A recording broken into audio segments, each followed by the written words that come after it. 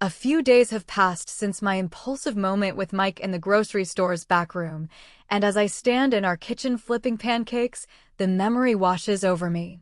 The sizzle of bacon fills the air, but my mind is elsewhere. Mike's shy smile, the rush of his touch. Guilt twists in my chest, sharp and heavy, but there's a thrill too, a spark that makes my skin tingle. I shake my head, trying to focus on the breakfast I'm preparing for Nick, but the conflict churns inside me. I feel alive, yet wrong. Nick shuffles in, his eyes half on his phone. "Morning, babe," he says, grabbing a coffee mug. "Smells amazing." I force a smile, sliding a plate of pancakes toward him. "Extra syrup, just how you like it." I pause, watching him sit. "Sleep okay?" "Yeah, decent," he says, digging in. "Oh, by the way, we got invited to a date night at Rebecca's place tonight. She's my colleague, super chill. You'll like her." I stir the batter, my stomach sinking. A social evening sounds exhausting, especially with my head so muddled. "Rebecca?" "I don't know, Nick. I'm not really in the mood for a crowd." "Come on, Maria. It'll be fun," he says, looking up with that boyish grin. "Just the four of us, her husband, John, too. A low-key night. We haven't gone out in forever." I sigh, his enthusiasm chipping away at my resistance.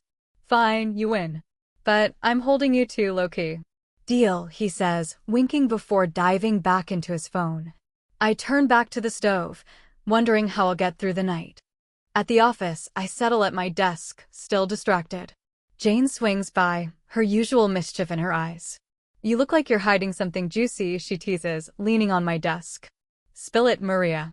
I glance around, then nod toward the bathroom. Once we're alone by the sinks, I lower my voice.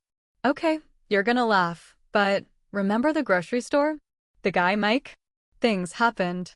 In the storeroom. Jane's eyes widen, then she bursts out laughing. "Maria, you wild thing. Look at you, embracing your freedom." I laugh, cheeks flushing. "It was crazy, Jane. I felt so alive, but now I'm all guilty and excited. It's a mess."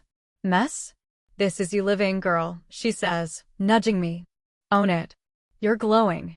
Her teasing lifts my mood, and I'm still smiling when James from marketing stops by my desk later. "Maria, got a sec to go over the schedule for next week's meeting?" he asks, his warm smile disarming. "Sure," I say, pulling up the calendar. Our talk starts professional, deadlines, presentations, but soon he's joking about the boss's terrible coffee obsession, and I'm laughing, twirling my hair without thinking. "Your trouble, James," I tease, leaning closer. "Only the good kind," he shoots back, his eyes twinkling. Our laughter feels easy, and I catch myself enjoying the flirtation, a little rush of confidence bubbling up. As I work through the day, I'm struck by how different I feel. This new version of me, bold, vibrant, feels like the real Maria, buried for too long. I like her. The guilt still lingers, but so does this newfound spark, and I'm starting to embrace it. That evening, Nick and I arrive at Rebecca's house, a cozy place with warm lights and the smell of roasting herbs. Rebecca, a bubbly brunette, greets us at the door. "Maria, Nick, so glad you made it," she says, pulling us into hugs. "This is my husband, John." John steps forward, tall and handsome with a quiet charm. "Nice to meet you both," he says, his voice smooth. I nod, feeling a flicker of curiosity as our eyes meet. We settle in the living room, wine glasses in hand. Rebecca and Nick dive into work gossip, laughing like old friends. John and I sit quietly, listening, but I'm bored, my mind drifting. I glance at John, and he's watching me, a half smile on his face. He looks as restless as I feel.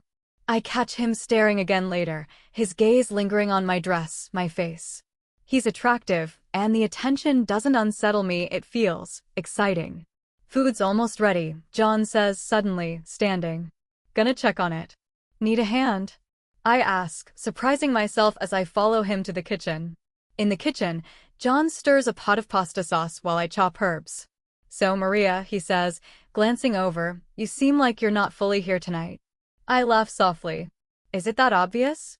"Just a lot on my mind." I pause, then add, "You seem a bit out of it too." He shrugs, a wry smile forming. Rebecca and Nick get lost in their own world sometimes. I'm used to it, but it gets old, you know? She spends more time with him at work than with me. I nod, feeling a strange kinship. I get that. Nick's always glued to his projects. Our eyes lock and the air shifts. You're not so bad to talk to, though, I say, my tone teasing. Likewise, he replies, stepping closer, his voice low. You've got a spark, Maria. You're different, Maria, John says, his voice low, almost a whisper, as he sets the spoon down. He steps closer, his tall frame filling the small space between us. There's this fire in you. I can see it. I laugh nervously, brushing a strand of hair behind my ear. Fire? I'm just trying to keep up with life, John. But his words ignite something, stirring the same restless energy I felt with Mike. I meet his gaze, his dark eyes steady and searching, and the kitchen feels smaller, the hum of Nick and Rebecca's chatter in the living room fading to a distant murmur. He leans in, his breath warm against my cheek, and, before I can think, his lips brush mine. The kiss is soft at first, tentative, like a question. My heart stumbles, guilt clawing at me. Nick is just down the hall, but the warmth of John's touch, the quiet intensity in his eyes, pulls me under.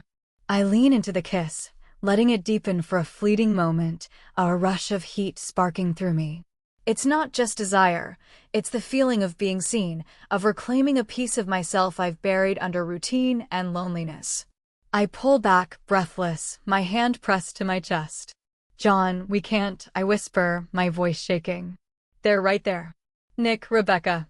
He chuckles softly, his confidence disarming, a half smile playing on his lips. They're too busy talking shop. They won't notice.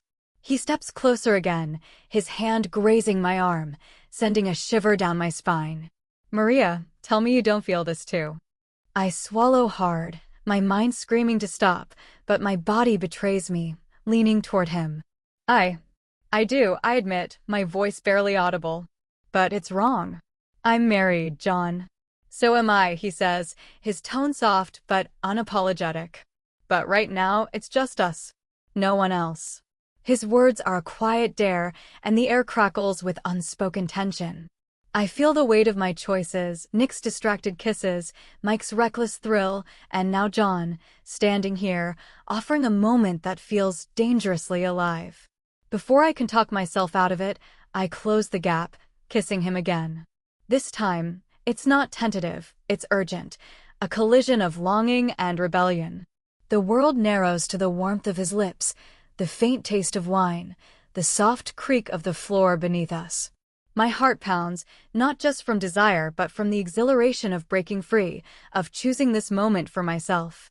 The kiss is brief but electric, a stolen fragment of time that makes my pulse sing.